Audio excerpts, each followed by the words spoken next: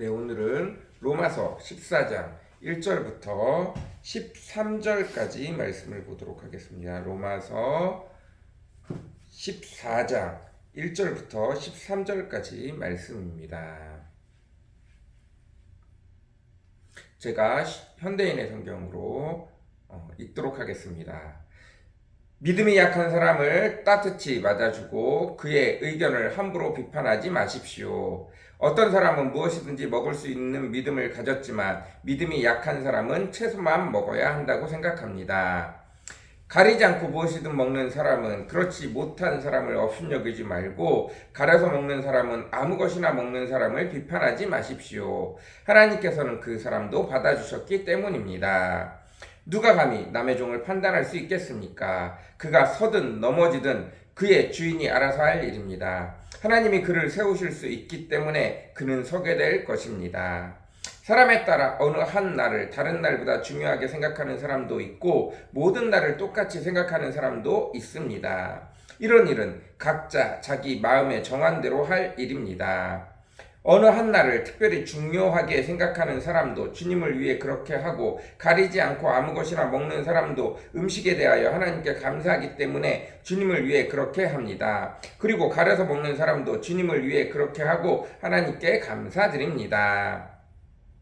우리 가운데는 자기만 위해 사는 사람도 없고 자기만을 위해 죽는 사람도 없습니다. 우리는 살아도 주님을 위해 살고 죽어도 주님을 위해 죽습니다. 그러므로 사나 죽으나 우리는 주님의 것입니다.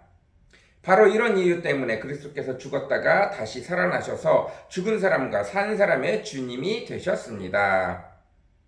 그런데 어째서 여러분의 형제를 비판하고 업신여깁니까? 우리는 다 하나님의 심판대 앞에 서게 될 것입니다. 성경에도 주께서 말씀하신다. 내가 살아있으니 모든 사람이 내 앞에 무릎을 꿇을 것이며 모든 사람이 나에게 자백할 것이다 라는 말씀이 있습니다. 그때 우리는 각자 자기 일을 낱낱이 하나님께 자백해야 할 것입니다. 그러므로 이제부터 우리는 서로 비판하지 맙시다. 그리고 형제 앞에 장애물을 놓아 죄를 짓게 하는 일도 없도록 합시다. 아멘. 네, 오늘은 로마서 14장 1절부터 13절까지 말씀입니다. 주된 내용은 믿음이 약한 사람을 따뜻하게 맞아주고 그의 의견을 함부로 비판하지 마십시오. 13절. 우리는 서로 비판하지 맙시다. 그리고 형제 앞에 장애물을 놓아 죄를 짓게 하는 일이 없도록 합시다. 라는 내용이 가장 중요한 내용입니다. 예수님께서도 말씀하셨습니다. 비판하지 말아라. 네 눈에 들보를 가지고 있으면서 상대 눈에 티를 뭐라고 하지 말아라. 네가 비판하는 그대로 비판을 받게 될 것이다 라고 말씀하셨습니다. 예수님은 있는 그대로 말씀하셨습니다. 네 눈 속에 커다란 들보가 있는데 왜 상대의 티를 보고 비판하느냐? 이게 있는 그대로의 말씀입니다. 예수님은 모든 것을 볼 수 있는 눈을 가지고 계셨습니다. 그리고 그 주변에 있는 사람들이 서로서로 비판하고 서로서로를 깎아내리고 서로서로에 대해서 비방하고 욕하고 예수님 저 사람 잘못했어요 라고 가지고 올 때 예수님께서 그들을 바라보고 계시면 모두가 다 죄인이었고 모두가 각자의 죄를 크게 가지고 있는 사람들이 그저 자기의 죄를 작게 보이기 위하여 남의 죄를 부각시키는 그것 이상으로 보이지 않으셨던 것입니다. 이것은 예수님이 있는 그대로 말씀해 주신 것이고 오늘 본문의 내용은 비판할 수 없는 이유들, 우리가 함부로 비판할 수 없는 이유들을 말씀하고 있습니다. 하나님께서 어떤 사람은 브라질에서 그를 구원하였고 어떤 사람은 한국에서 구원했습니다. 네, 브라질에는 축구를 너무 좋아하기 때문에 그리고 축구하는 시간이 평일날은 직장을 다니고 주일날 축구를 하기 때문에 축구를 너무 좋아하는 그들이 아침부터 공 들고 나가갖고 밤 늦게까지 공만 찾아 들어오기 때문에 하나님 앞에 나와 예배할 시간이 없기 때문에 축구를 죄악으로 삼습니다. 우리나라는 어떻습니까? 우리나라는 술과 담배의 문화가 너무 심하기 때문에 교회에 나오는 사람은 술과 담배를 금하게 하였습니다. 그러나 브라질에서는 술 마시는 사람, 담배 피는 사람이 죄가 아니고 우리나라에서는 축구를 하는 사람이 죄가 아닙니다. 그러나 브라질에 가서는 주일날 축구를 하는 사람이 죄인인 것처럼 여겨지고 우리나라 사람들은 술과 담배를 하는 사람들이 죄인인 것처럼 여겨지는 것입니다. 그를 어디에서 불렀냐에 따라 다른 것입니다. 만약 그 사람을 옛날 미국에서 불렀다면, 노예제들을 갖고 있는 미국에서 불렀다면 그 사람은 노예를 가지고 있는 것이 죄가 되지 않습니다. 오히려 노예를 가지고 그들의 일을 하는 데 사용하는 것이 당연한 것인지도 모르겠습니다. 그러나 오늘날 미국에서 그 사람을 불렀다면 그 사람들은 인종차별을 하는 것이 오히려 죄가 될 것입니다. 하나님께서는 모든 사람을 각자의 상황에 맞게 부르셨습니다. 그래서 그 사람들 상황에 맞게 옛날에 믿던 사람들은 노예를 가지고 있는 것을 전혀 죄로 여기지 못할지 모르지만 오늘날 사람들은 노예다라고 말하면 이미 그것 자체가 사람을 인종차별을 하는 사람으로서 죄로 여겨지게 될 것입니다. 하나님이 한 사람 한 사람을 사용하기 위하여, 한 사람 한 사람을 구원하기 위하여 각자의 상황에 맞게 그를 부르셨습니다. 어떤 사람은 채소밖에 안 먹는 사람으로, 어떤 사람은 고기를 안 먹으면 안 되는 사람으로, 어떤 사람은 요일 개념이 있는 사람으로, 어떤 사람은 날짜 개념이 없는 사람으로 그 가운데서 부르셨다는 거예요. 보세요. 여러분, 버스 운전하는 기사 아저씨가 예수님을 만나게 됐어요. 무슨 집회에 가서, 부흥에 가서, 아니면 혹 수련회에 그냥 따라갔다가 하나님을 믿게 됐다고 생각해 보십시오. 그 버스 운전하는 기사는 3교대를 하기 때문에 어쩔 수 없이 한 달에 한두 번밖에 주일을 지키지 못합니다. 그럼 그 사람은 예수를 믿는 순간 안 그래도 죄인이었는데 갑자기 더 큰 죄인이 되나요? 그렇지 않다는 것입니다. 그분은 따로 월요일에 예배를 드리시든지 주일 오후에 예배를 드리시든지 그렇게 스스로 예배 드리는 것들을 찾아가면 되는 것입니다.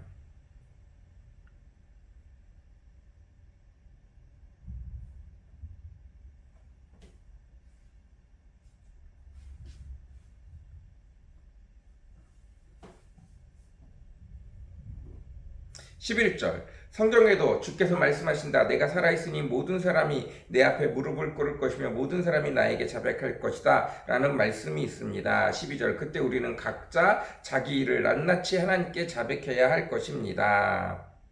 모든 죄는 누구 앞에만 가서 이야기하게 되나요? 하나님 앞에만 가서 이야기하게 됩니다.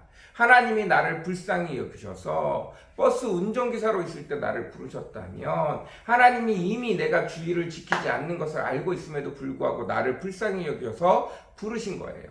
시간이 지나고 때가 되면 내가 거룩한 하나님 앞에 나와 마음껏 예배드리기 위해 어떻게 하겠어요? 주일날 될 수 있으면 예배를 드리도록 하겠죠. 그리고 더 나아가 주일을 지킬 수 있는 직업으로 바뀔지도 모릅니다. 그러나 버스 운전기사들을 내가 전도해야 된다면, 전도하는 자로 버스 회사에 나를 하나님이 부르셨다면 주일날 일할 수 있어요.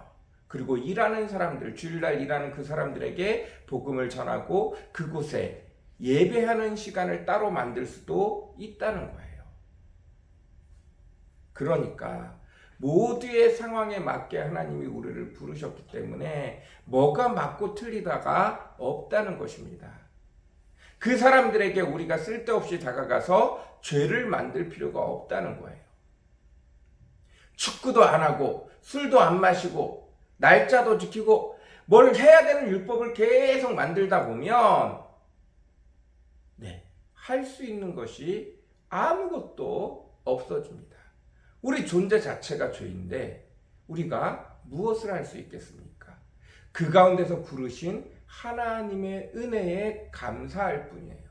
근데 내가 아는 죄가 있다고 해서, 내가 지키는 율법이 있다고 해서, 내가 잘할 수 있는 것이 있다고 해서 그 사람이, 상대방이 못한다고 해서 그것을 죄라고 그 사람을 올가매면 안 된다는 뜻입니다. 비판하면 안 된다는 뜻이에요.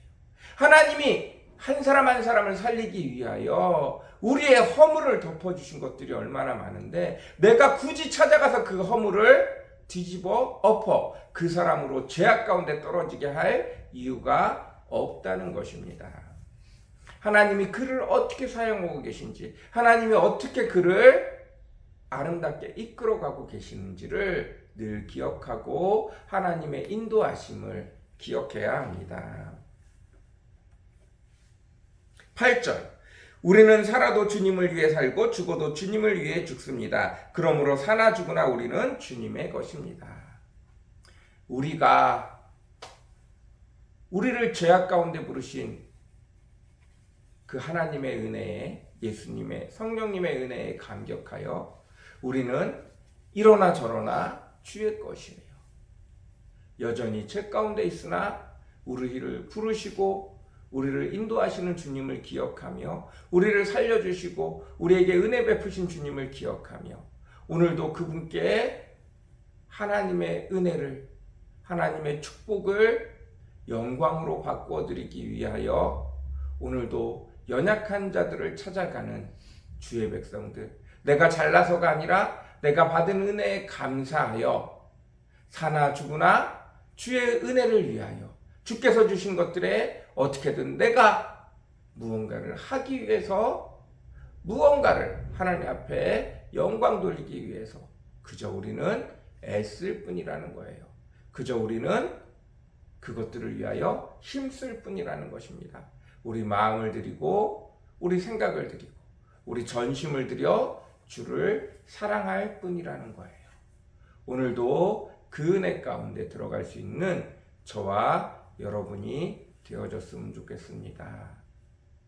내가 잘났다고 자랑하는 것이 아니라 여전히 오늘도 나를 사랑하신 주의 은혜에 감격하여 주를 모르는 자들에게 그 은혜를, 또 함께 은혜를 나눈 자들에게 너는 이런 은혜를 받아서 나는 이런 은혜를 받았어 하고 함께 기뻐할 수 있는, 내가 그들보다 잘나기 위해서 나는 이런 것도 지키고 저런 것도 지키는데 넌 왜 이것도 못 지켜? 라고 말하는 바보 같은 자리에 들어가지 않기를 간절히 사모합니다.